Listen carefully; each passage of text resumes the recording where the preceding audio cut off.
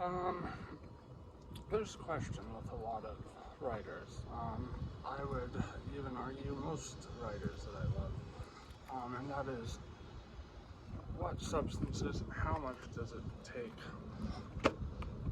to get them where they feel like they can, write, or they can, as what's his name, Truman Capote, put it, when, in my opinion, he was very jealous of Jack Kerouac's success of On the Road typing, which it kind of was true. I mean, he did buy teletype paper, and he was essentially relaying his memories in 3-week amphetamine days. Sartre, he's a very different character than, people like Hunter S. Thompson or William Burroughs. Like, yes, drugs were synonymous with his mode of essentially stimulating himself with either Ritalin or Dexedrine, which was legal at the time. You could just buy it over the counter. They started putting acetaminophen, and I believe it was either the barbiturates he took to essentially cut the effect of the amphetamine so he could sleep after like 16 hours of writing. It's either in the barbiturates or the amphetamines that he could buy over the counter, because it was like the only type they sold, and he was just like, whatever, it doesn't matter if I take 15 grams of acetaminophen a day. And I think they were putting like 100 milligrams in, so that means he was taking a lot, and he would drink a fifth of booze at least. He would write out in cafes, and like, his social interactions, those impressions would influence his writing. Like, he was someone who was constantly around other people. He was a people person. He was like a fairly daring guy, if I do say so myself. Like, he's the kind of poobah of existentialism. If you look him up, he's got a very distinct look about him. Let's put it that way. His lovers are very unabashed about saying how ugly he was in documentaries I watched about him, which he had many. He was one of the first openly polyamorous public figures. He was, I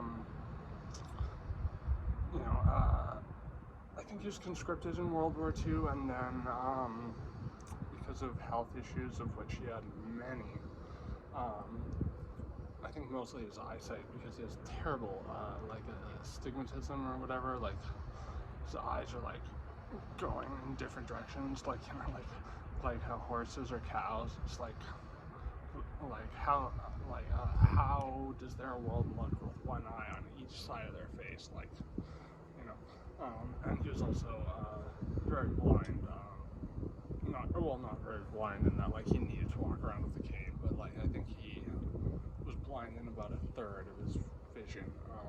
And I think, in my opinion, this adds to the degree of intensity with which he had in this experience, and especially the degree of visual, like, vivid appearances, because I've talked to people who have like blind spots, like literal blind spots, with like some sort of problem with their cornea, and it's like had this sort of Swiss cheese effect where, like, in their vision there's just white spots. When they do hallucinogens, it's like those spots, the hallucinations are like as intense as if they're closing their eyes. Like, I don't even know, or I don't know if you've ever tried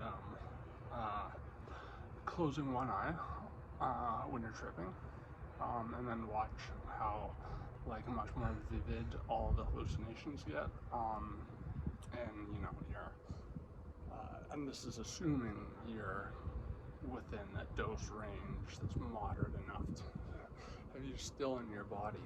But like when Sartre did the mescaline, like he thought it was an imperative, and I think he still maintained this for the rest of his life. That was an imperative to get as far away from traditional values, traditional shackles, ego-based, routines, means of protection,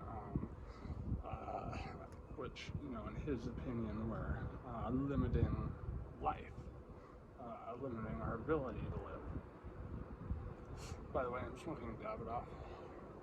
These things are like up there with Dunhill. It's like the fanciest cigarette I've ever smoked. They're so fucking tasty. Really, really nice with a good Americano. And John Paul Satre, he smoked 2 packs a day and 2 bowls of dark pipe tobacco. I can find out exactly what type. I think it was Perique. Now, Perique tobacco is fucking insanely strong. In the States, they sell American Spirit Blacks, which I've tried and they're okay. Not remarkable. I definitely wouldn't want to smoke like a whole carton of them, one after the other. But there's like, I think 1/10 of it is Perique tobacco. That's all they need to like completely alter the taste. Because I've tried hitting just straight Perique tobacco. I bought it once when I was making my own pipe tobacco, my own mixes, and when you hit it, like I've always had a high nicotine tolerance. I fucking am nicotine pretty much at this point, but like it knocked me on my ass. Strong stuff. So yeah, in 1938, the only like real pretext that, and this guy's French, so he was even more removed from, like the states that had like Navajo traditional use, ceremonial use of peyote. So there were reports, there were people like William James, Carl Jung, people like Fritz Ludlow, De Quincey, who were talking about, experimenting with mind-altering substances. And while I would say Ludlow is the hashish eater, which is like beyond fascinating to me, I'm reading it right now. I will do a video on it, because this guy did like so much fucking tincture that he was like having like angelic out-of-body experiences. But that's a whole different video. I believe that prior to this, other than the amphetamines, the barbiturates, the booze,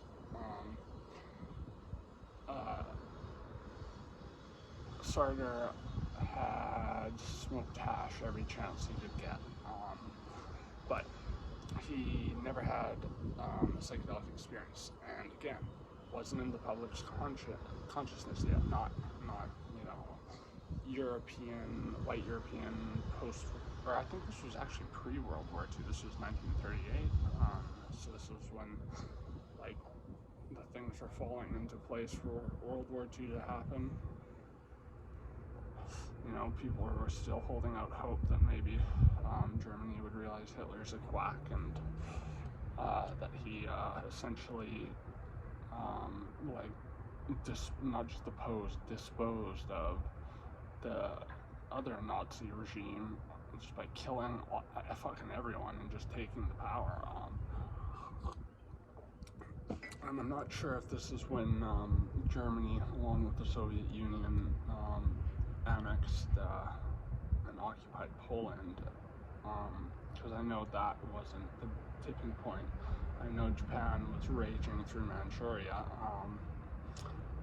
which I think is hugely conducive to the start of World War II, but in any case, there was, this is far before Aldous Huxley's Stories to Perception. This is before LSD was ever synthesized, like way before stuff like ayahuasca was understood outside of, the tribal groups who used it. And so I believe Sartre had read some like translated accounts of Navajo ceremonial use and the effects from that, but I think from the sounds of it, he wanted to know as little as possible going in. He just wanted to shred his fucking ego, and it sounds like yeah, he did the trick. I didn't even know IV mescaline was a thing, but back when psychedelics were legal, they were like injecting people with like them all the time. I did IV for a helmet once and broke through so fucking hard, like, and it was like it hit me fucking like probably harder than DMT. I mean, if I did IV DMT would probably hit me harder, obviously. But like I remember like fucking falling on my ass, and I was like, occasionally I would, I felt like this marble just going down one of those, you know, like those little fucking box things, the glass panels, and like you can tip it and the marble goes down it like that. It was like I was going through something like that, but there were stairways and labyrinths, and like some floors would just be big eyes or big mouths and fucking crazy geometric patterns, and I'd pop back to reality every now and then, and then I finally did after about an hour. I was still tripping balls and seeing like entities on my ceiling for hours after that. Yeah, I can only imagine what, I think he got more than one shot of mescaline. I think he got several, despite him saying that every experience was utterly terrifying and awful, but fascinating.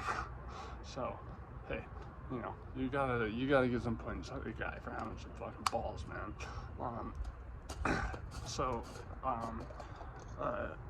Very important thing to note is he had a fear of the sea, particularly crustaceans. Like crustaceans really creeped him out. Like crabs or lobsters, like his response to them was like he had a worse phobia of crustaceans in the sea than spiders or anything like that. So when he started tripping, what happened, and again, I think his blindness played a factor in this, but like he said, a bunch of, like, this is some Lovecraftian shit he experienced. He experienced these swirling masses of like crustaceans and like sea anemone, all like coral, and just like it sucked him into these like former, like almost like relics of where the elder things once were worshipped or whatever, like dark areas full of just overgrowth from the sea, like seaweed, like on these old monoliths that were dilapidated and falling over. Like it sounded utterly terrifying. But the thing was, he never really came down from it. Like he came down from the initial experience, but then fucking these crab things, they just fucking like followed him for I think 4 or 5 years after that, and then one for the rest of his life. And just, yeah, picture, if you will, like substitute crabs for spiders, and imagine how creepy that would be, because again, he had a huge aversion to crustaceans.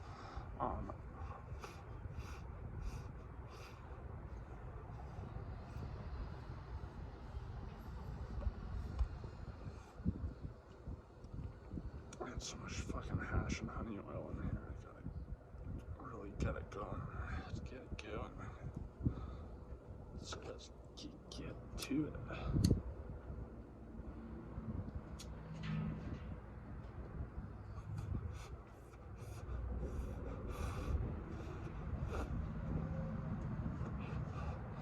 But like if you have HPPD and you're fretting about how it's going to ruin your life, keep in mind this dude had talking crabs and a lobster, which again he was very scared of. That would follow him around for years, and he continued, like right after, he continued doing like insanely risky protests that would get him thrown in jail all the time, but because Charles de Gaulle, the like I don't know, like autocrat, if you will, of France, because he's more than just like a minister. He was like was the king of France for a long time, like France's fucking general. You know, he fucking took credit for winning World War II. Vive la France! If it wasn't for the French, we would have never won World War II. It's like, dude, the Allies had to bail your ass out. Get the fuck out of here.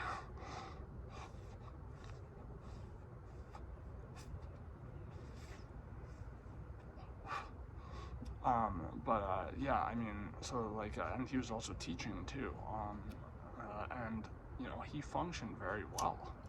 So, you know, if he can function with crabs, talking crabs nonetheless, following him around all the fucking time, just staring at him with their black fucking eyes every time he woke up, huddled around him in his room, like, and he's usually, like, he was an openly polyamorous guy, and so, you know, he's usually with a different woman every night,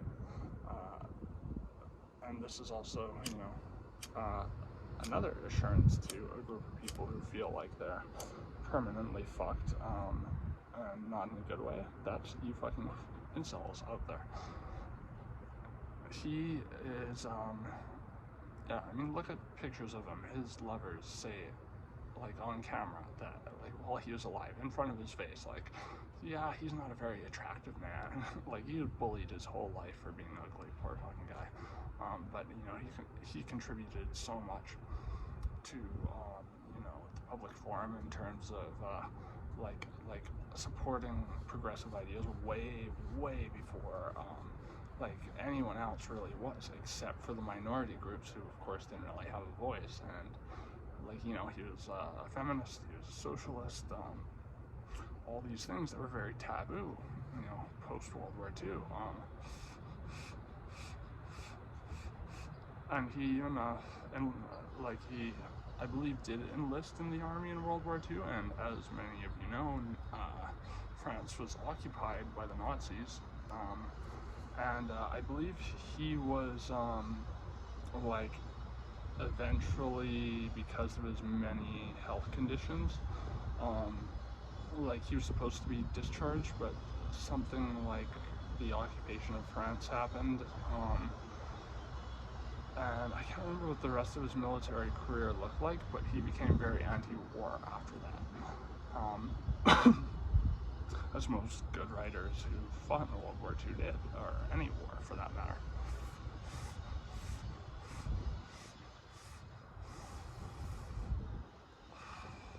And I don't even think he fought, but I'm sure he witnessed some shit.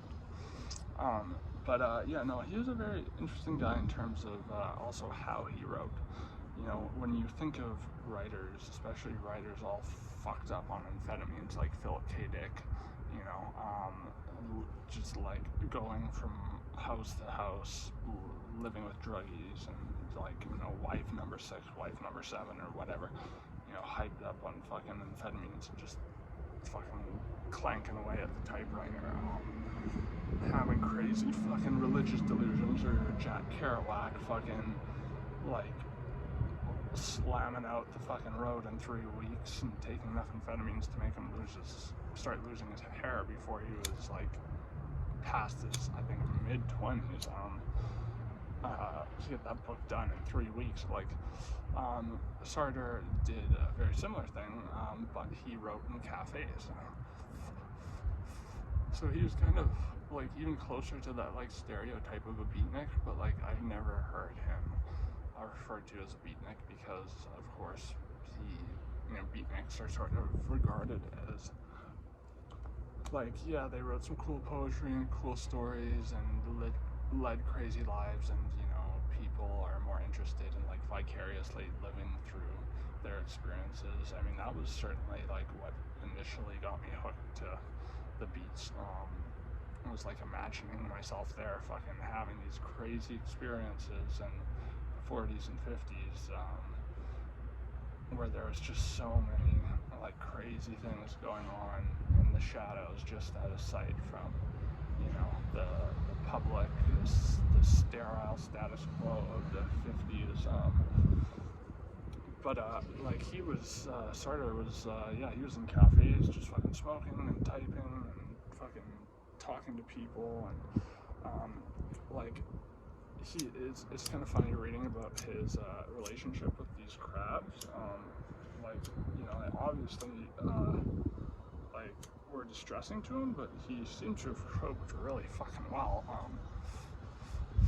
He started doing psychoanalysis afterwards because he was so distressed, and within I think 4 years, and I think he started psychoanalysis about a year after this started.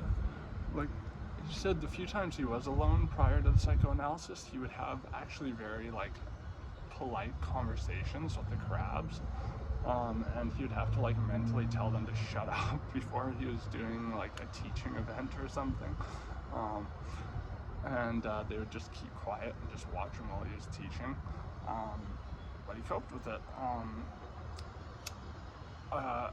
He did psychoanalysis, and he came to a very interesting conclusion with his psychology stuff, which was that his fear of the sea, like it sounds like his fear of crustaceans may have actually, in my opinion, this is just my opinion, I'm adding an adjunct to this diagnosis. I obviously wasn't the one interviewing him, but I would assume because he has a very stark, very specific fear of crabs and lobsters, he maybe as a child got like, you know, fucking pinched by one and I wouldn't let go, and you know, I started flailing about, ripped off a piece of skin, you know, and then the fear was cemented. But the fear of the ocean, that's interesting because it's more vague, and he was more vague in outlining it.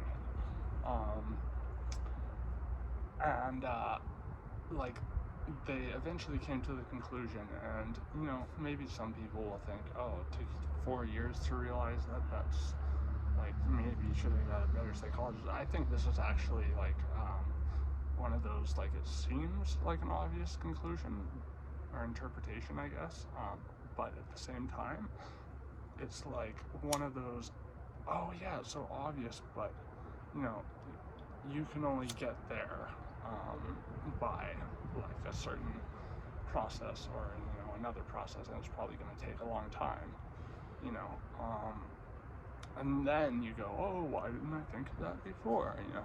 So weird fucking, I mean, I don't know, maybe I'm just speaking for myself, but I do that.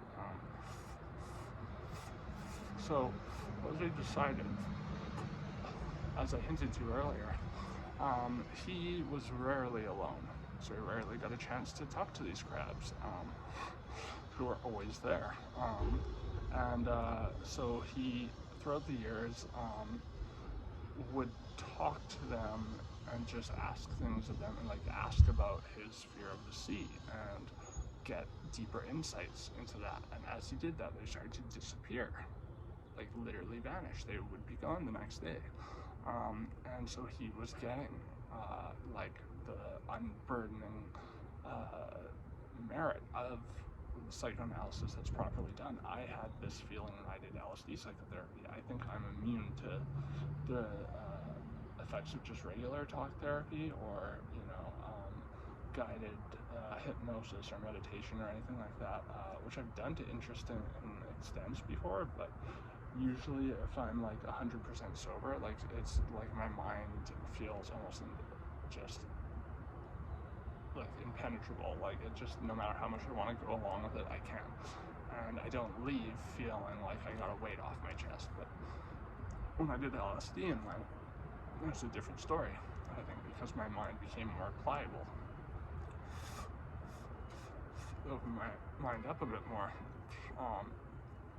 and you know, I'd even go so far as to say it made me more willing to confront things. But you know, also bear in mind that, you know, that was something we actually planned out pretty rigidly, and you know, set boundaries in place, and had like a textbook to fall back on, which was Stanislav Grof's LSD Psychotherapy.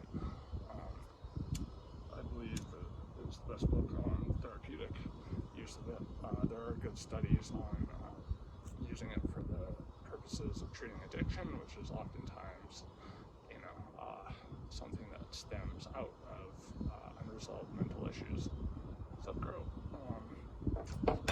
I love that the crows come chill with me when I come out here. So, yeah, gradually they came to the conclusion that his fear of the ocean was actually a metaphor. It was like almost a subconscious trying to tell him, and this may sound kind of kooky, but I've actually, through like my own forms of psychoanalysis, have reached similar such conclusions. Like our minds, when it comes to like objective logic, it's easy to follow because it's like speaking. Say like we're speaking English right now. I can only speak English. If I just wake up tomorrow, no one else could, I would be fucked. That's like Twilight Zone-esque phobia I have, but phobia typically implies there is no real substance to the fear. It's just something that is there and that is happening, and there's no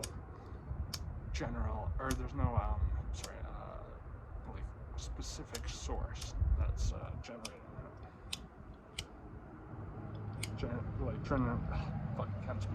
generating anxiety and fucking stress that comes from it. Sorry, my mouth is super dry. But yeah, so it was, in the opinion they both agreed upon, and this was what seemed to like really mitigate the issue more than anything, especially if you were to ask Sartre. And for the record, I know I'm probably pronouncing his name wrong, but I've heard like people pronounce his name 4 or 5 different ways in videos, like just call him JP. So JP and his psychologist realized that, yeah, it was a fear of being alone, which makes sense to me. I can see how they would have reached that interpretation, because, when you think about just looking out over the ocean, the vastness that goes on and on and on, and we're not creatures of the sea. Like, we're just not meant to thrive in the water. Maybe we were at some point in evolution. We sure aren't now. We don't have flippers. We don't have gills.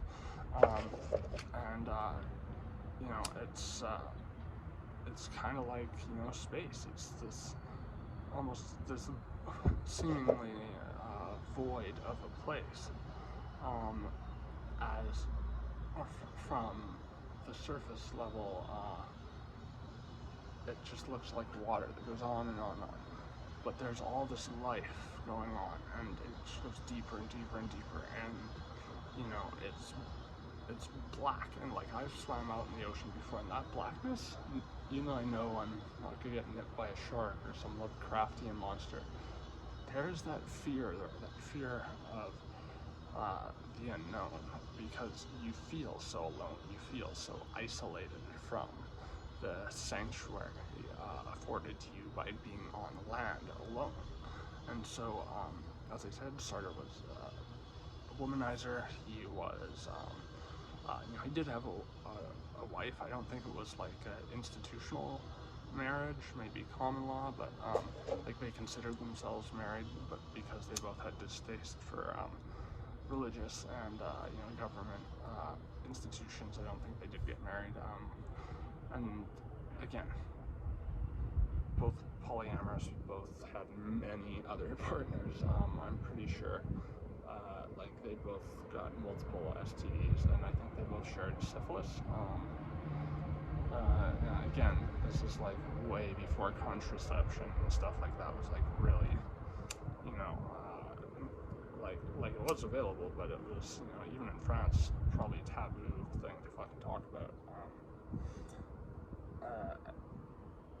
And usually when you hear syphilis, you think of people like, from the like 1600s, was it, where like they would get it and their like fucking face would fall off, or then the 1800s, you know, all the people were getting those wigs because you know, the syphilis was making them deteriorate and their hair fall out and shit, like, you know, or it'd make their brain rot and they'd go insane and just start acting like a fucking rage zombie out of 28 days later, you know. But by this point in time, it doesn't seem to have adversely affected either of them too much, but it's pretty obvious after the whole crab thing that Sartre like really had a high threshold of tolerance for things that may be potentially intruding his life. I mean, he very much wanted to be a free agent, and I'd say the mescaline experience probably did frighten him more than anything else. Well, maybe not more than anything else, because he did face some like very real threats in real life, but like in terms of his experimentation, for sure. But like, yeah, he said he had talked to the crabs about his fear of loneliness when he was alone. He would even sing with them sometimes, and then they've just gradually just disappeared. Just poof, poof, poof, poof, poof, until all were gone, the lobster was gone. Try as I might, I read multiple sources.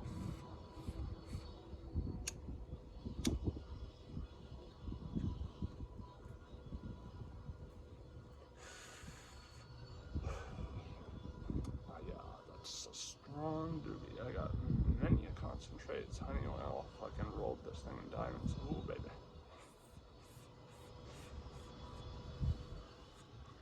Yeah, but I think, you know, this guy's legacy too is, you know, he was so prolific, he was so proactive, he was so outwardly active,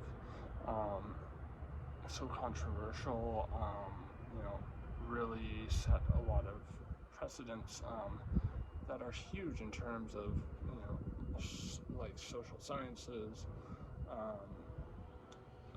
you know, degrees of potential equality or lack thereof we have in society today. You know, he was very against racism, he was very for feminism, you know, very much about breaking that tradition, which I think is a good thing. Like, you know, I think one of the worst things we could do as a society is to, you know, keep the traditional family going, the nuclear family. I just think, you know, it's a bad idea. I think, you know, it's a dream that people were once sold on. I think it's a dream that people enjoyed maybe for a little while. Very select group of like middle upper class white people in the 50s. Yeah, maybe, but we don't need to procreate like fucking Mormons anymore, okay? Like, please just throw a fucking bag over it, or like it. I wish there was male birth control. If there was, you know, with any of my past partners, I would have fucking taken it in a second, because usually it was them taking birth control.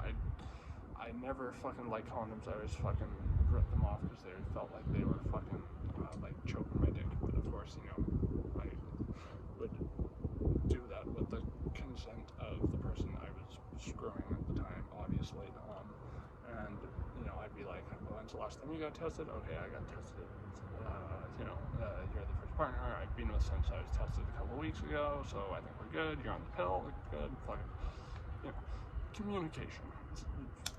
It's a good thing. Just in general. I'm not gonna pretend to fucking give people romantic advice, but yeah. According to Sartre, like he spent the rest of his days being followed around by one of the crabs, and it just didn't really bother him anymore. Like, he was apparently being followed around by a lot of fucking hallucinated crabs for a while. Yeah, which is, and I don't think he had any traits of like a psychotic disorder, which, you know, could result in very lifelike, almost deliriant-esque hallucinations as a result of, like, I was even skeptical of whether it was mescaline they gave him at first, because, like, injected, I've never heard of them injecting mescaline, but, I mean, honestly, I'm not surprised. They can inject you with most hydrochlorides. As far as I'm aware, I'm not a chemist.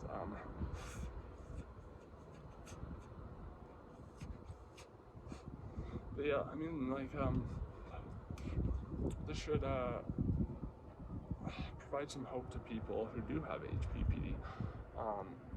Like, I mean, I would be lying if I said I didn't have it, but I also think it is a result of something to do with the central nervous system and how it interacts with the brain, and how the two deal with stress, because I've had my central nervous system issues my entire life. They only really came in when I was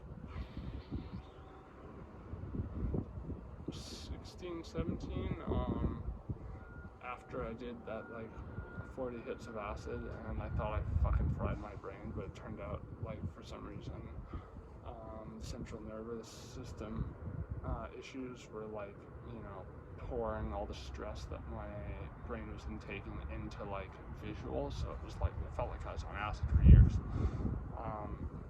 Like, I asked for help with it, and they forcibly locked me up because I was too young to make any real choices of my own.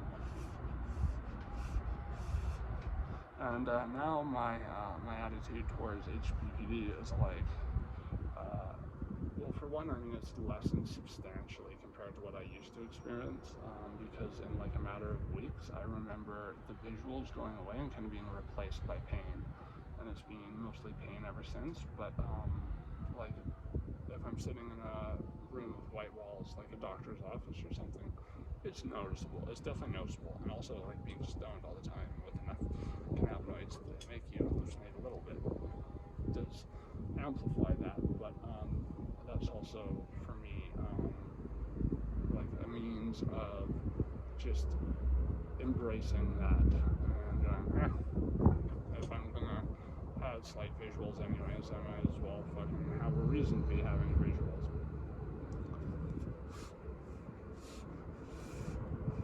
But mind you, like, Sartre could have been mostly just cured by not the psychoanalytic part of that, but by him just not doing other psychedelics. Again, LSD wasn't synthesized till the year, I think, the crowd started disappearing, because it was in 1943, I think, when LSD was invented, so I guess 5 years, sorry, but 5 years, 4 or 5 years was the timeline given for when they started to go away, and after they came to that conclusion.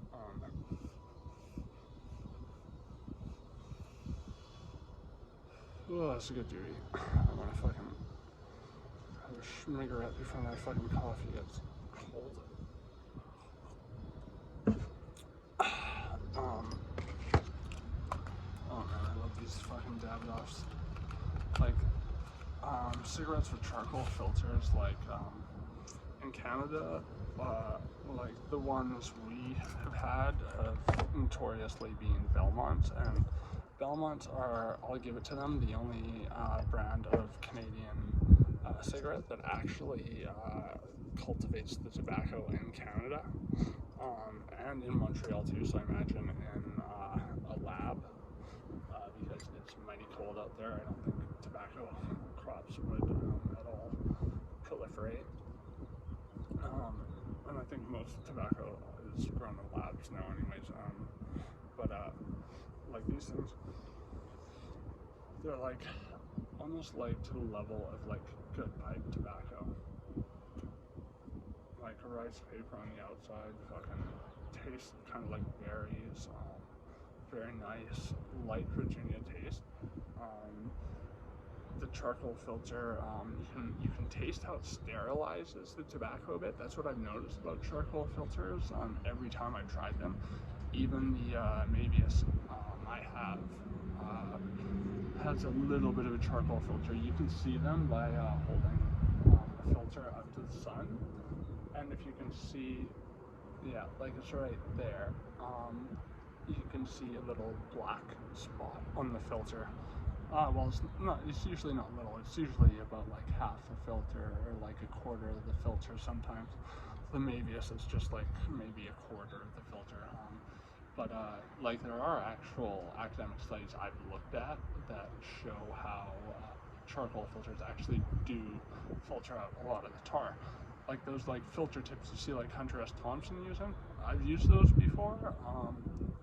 The problem is the majority of them take out the tobacco, or sorry, not the nicotine as well.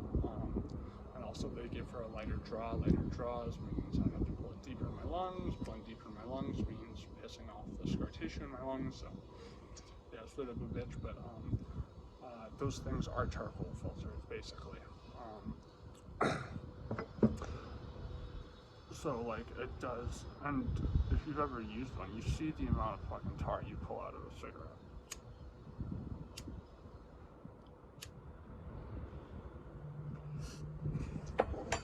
These guys are definitely up there with Dunhill International as like the fanciest cigarettes that I've smoked.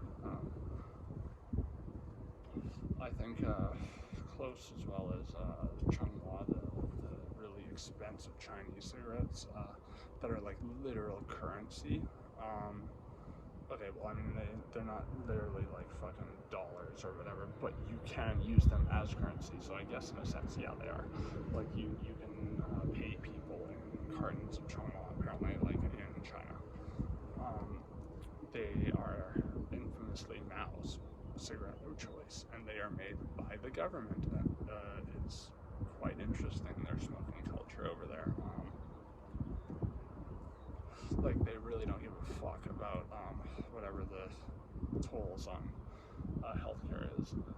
It's cheap for the most part, unless you're buying a premium brand like Chunghwa, where it's like buying a bottle of like what's the most expensive one? Green label. You know, there's like red label, black label, blue label, green label. I think is the most expensive one. It's like, yeah, because like you can pay up to like $180 a carton for these things. I've looked at them online. Those are like cheap prices. But yeah. Anyways, I think if you're at all interested in philosophy, Sartre is a very interesting character. Like, he just is one of those people who did so much. He was so, what's the word I'm looking for?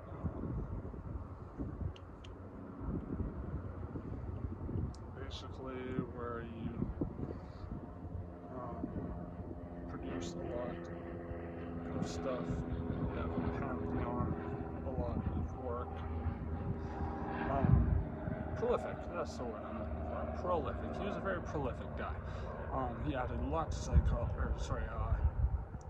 sociology, philosophy, psychology, even, because I think psychology and philosophy do come together. And you would be hard pressed to find a documentary about him or anything that, like, if you're looking for another Hunter S. Thompson type figure. Yeah, I would say look elsewhere, because he used drugs as an adjunct to his craft, what he was known for.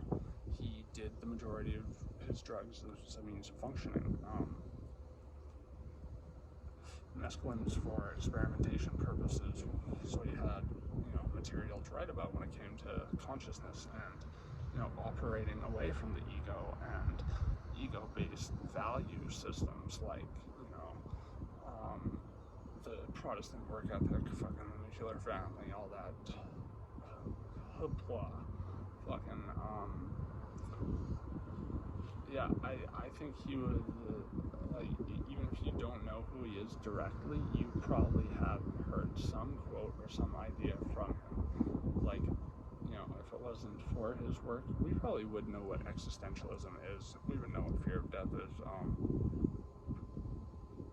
and the other fears that come with it. But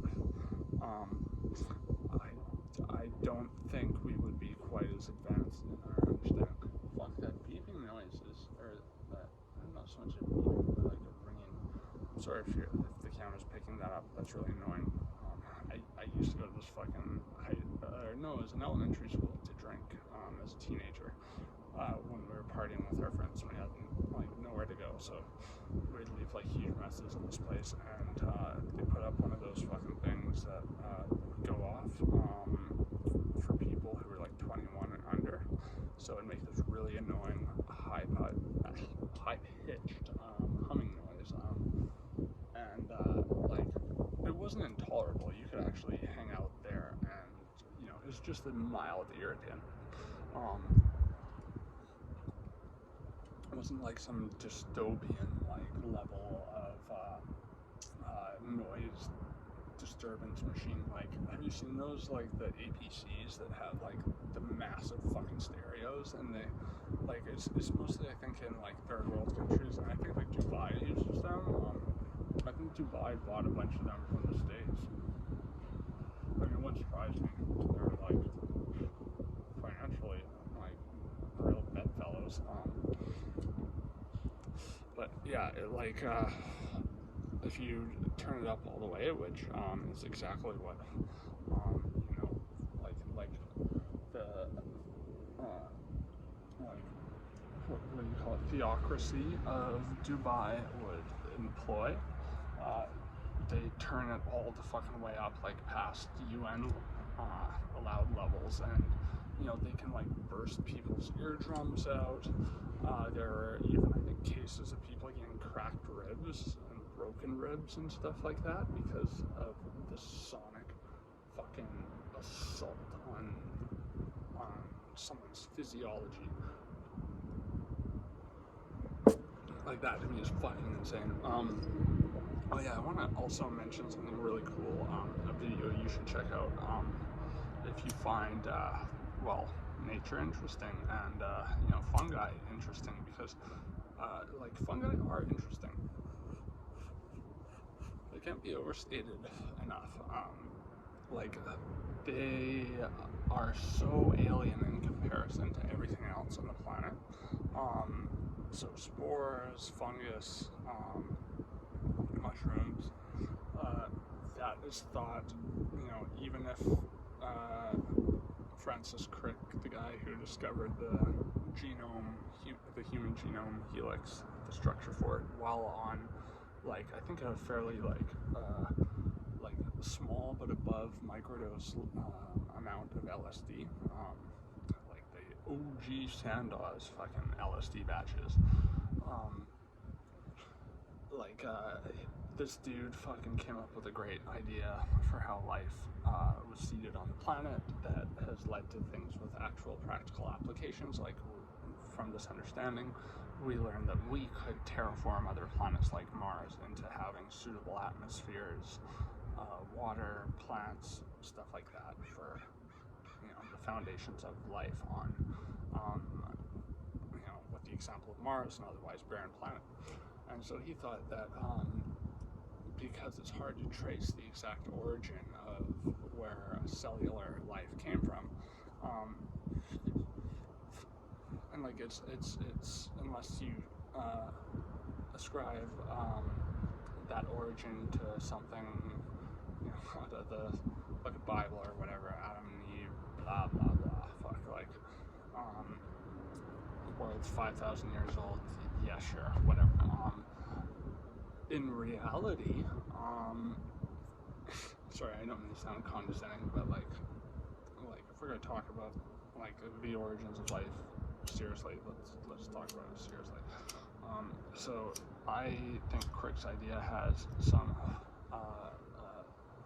credence to it, which is that a comet, and what is a comet but a massive break of ice?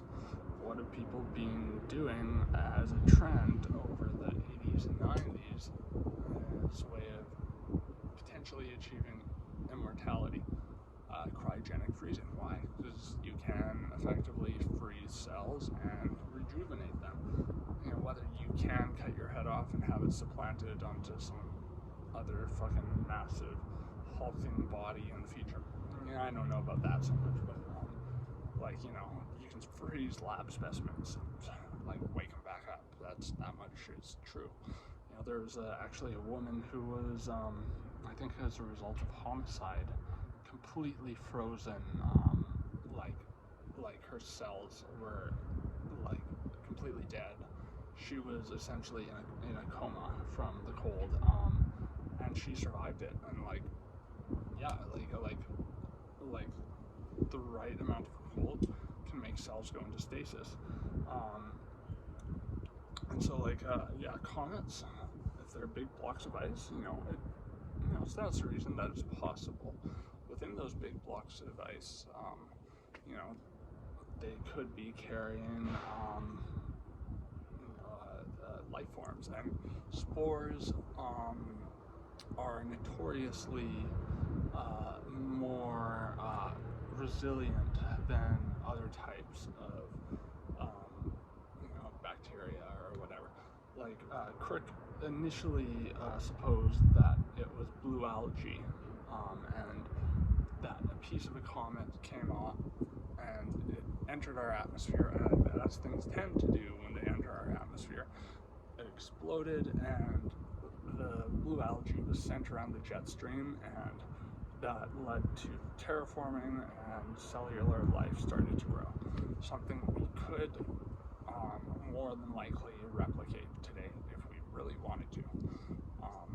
If Elon Musk really wanted to like make Mars a place where life actually flourishes, as opposed to just a slave prison planet as it sounds. I mean, I don't think he's ever going to get anyone to Mars, but that's where his fantasy's at, pretty much. Like, he's like, yeah, you can work off the price of your ticket there.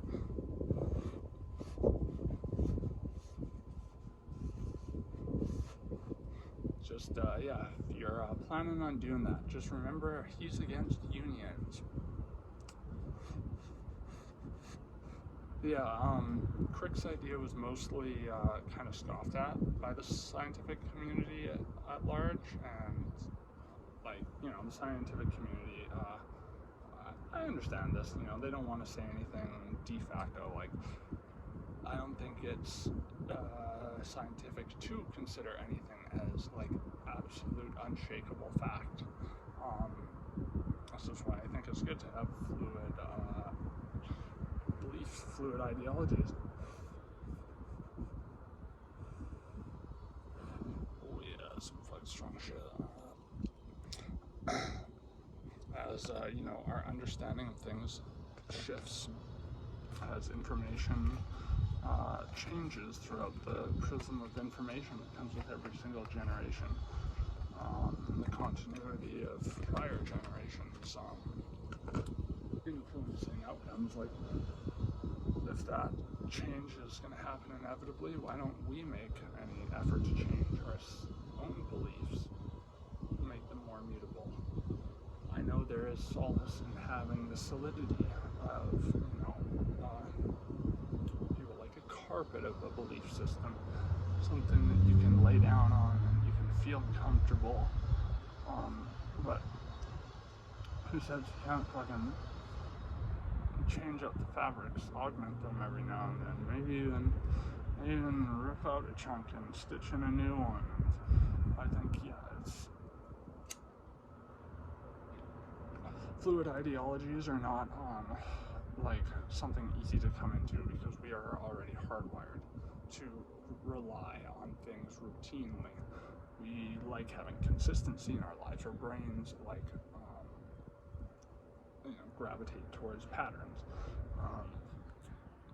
especially familiar ones. And so when we find, at least you know, at the very least, the illusion of meaning within you know, replicable patterns in life that, you know, could qualify as routine. You know, you may have heard the term routinely held beliefs. You know, at best, like, what I think you can do is be proud of the fact that you were willing to just even consider the idea of like putting that solace, that having some understanding of the world that resonates with you and that seems consistent. Like it, at best, that idea when shattered, like, because that's the thing about life. Life doesn't care about the stability of your ideas of, like, really anything in your life. Anything that will give your brain comforting, reassuring patterns. Typically, people who are, like, crazy in the sense of, like, they have psychosis or, like, such a bad mental disability that they can't, take care of themselves.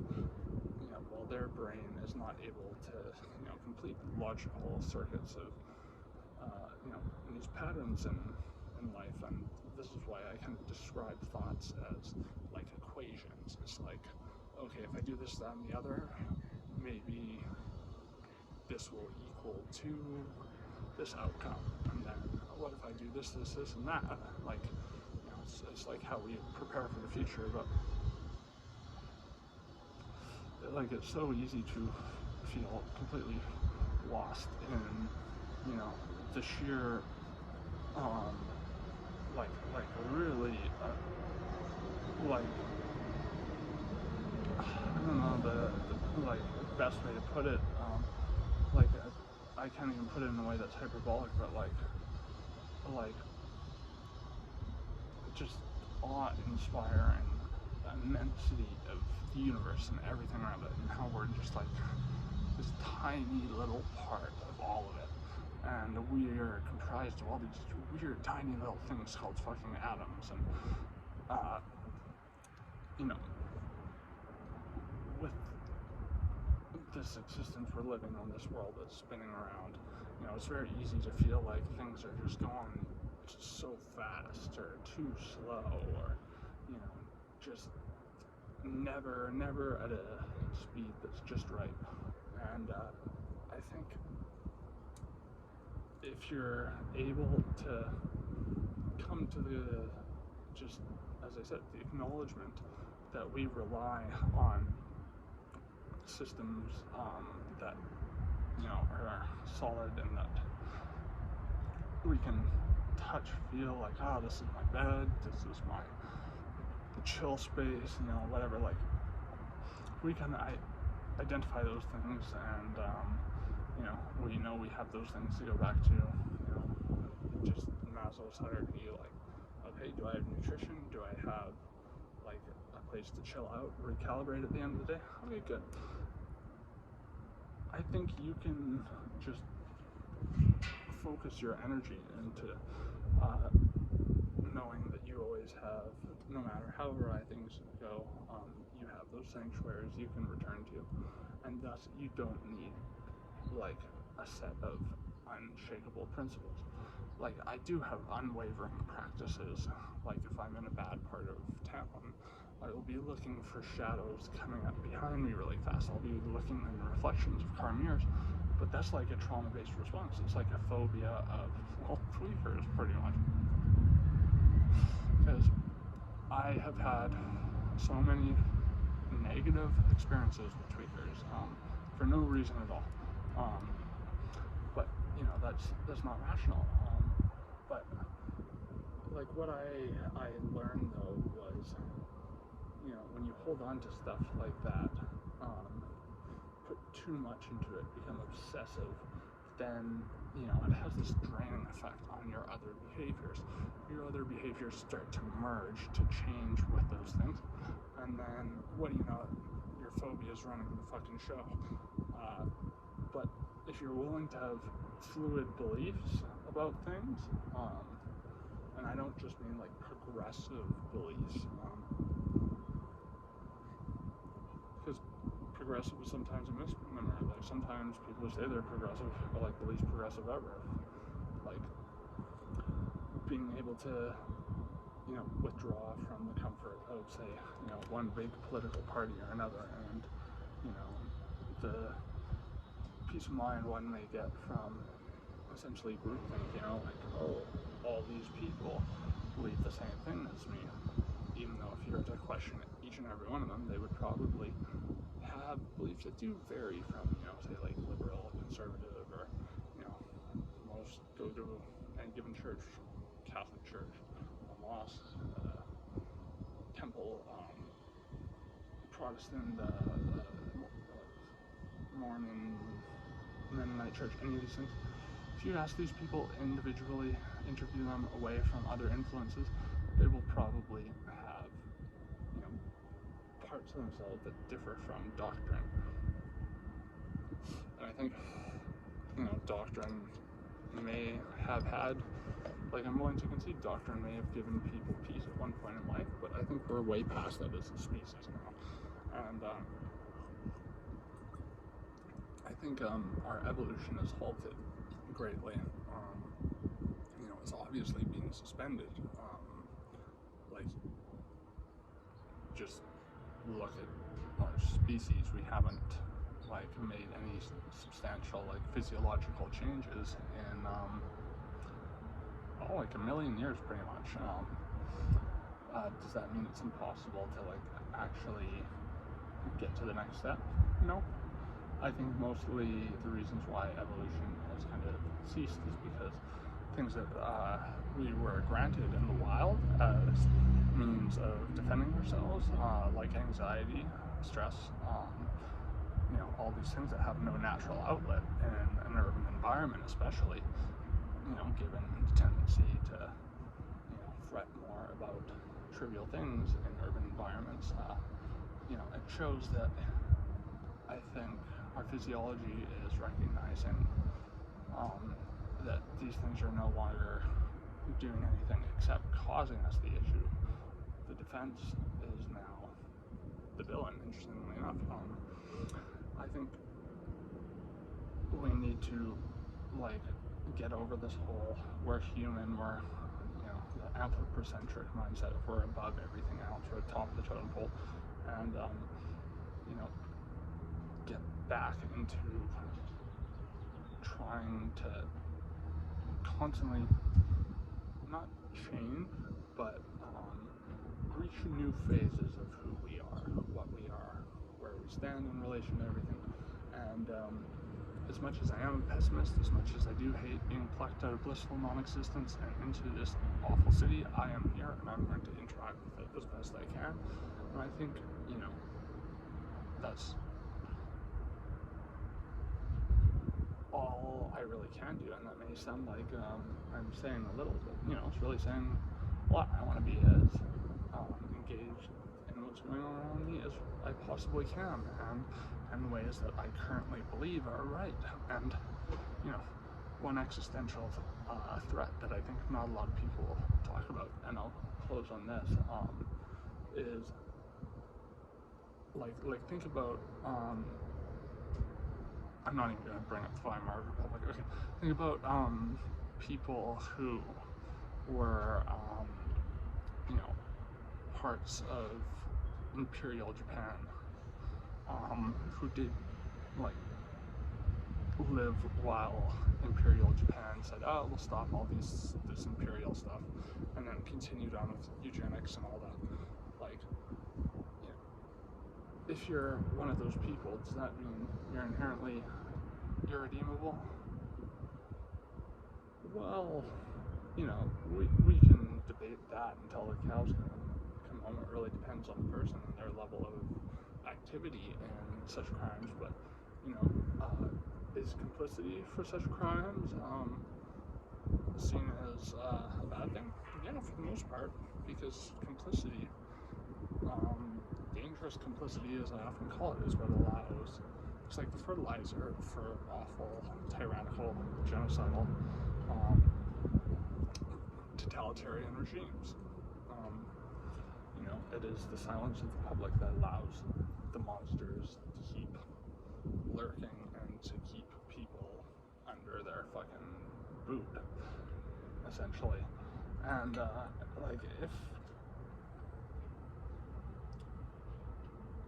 we are seen as, like, one thing I joke about, but actually it does in a similar sci-fi, Black Mirror, Twilight zone-esque way, compared to like the phobia I described earlier about, like, waking up one day and English never existed and somehow I have to get through to people, but I'm gonna just probably get thrown in a fucking mental institution because they'll think I'm crazy. He's speaking this language that never existed and he can't even properly communicate with people unless he's like drawing pictures. It must have like, it must be a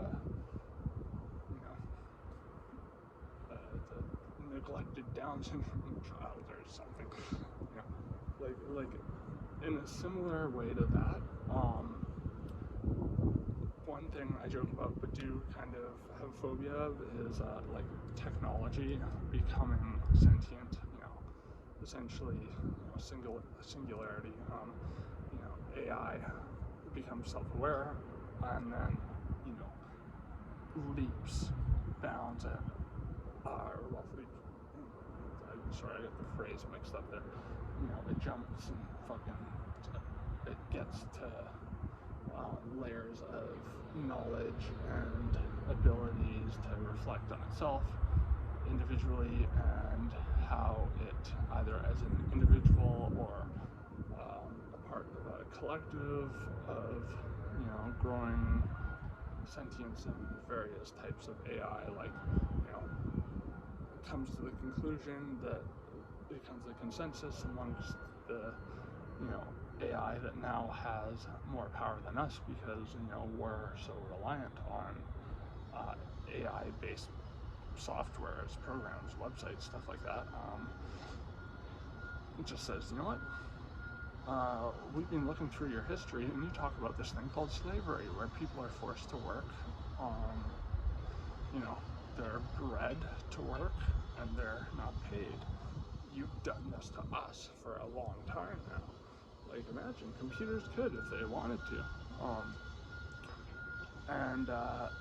Like, imagine that happens. There's some Isaac Asimov-esque story that takes place afterwards, and then we become friends with the machines gradually. But humanity in the future looks at us and says, those are monsters. That is an existential dread, is it not? Knowing that our legacy could be tarnished merely by something we don't see as evil right now that turns out to be evil. Like, yes, this is an argument that people make a lot, but I don't really hear it made in the context of existentialism. And I also think it's an argument that people will talk about, but they won't give examples like I just did. And I think the example I just gave is looking more and more likely with the crazy things AI is becoming capable of doing. I mean, I think I mentioned Rocky's Basilisk, the thought experiment where, as like AI takes over in the future and it hunts you down and it reads your mind looking for any trace of something you did, whether knowingly or unknowingly, to halt it from coming into fruition.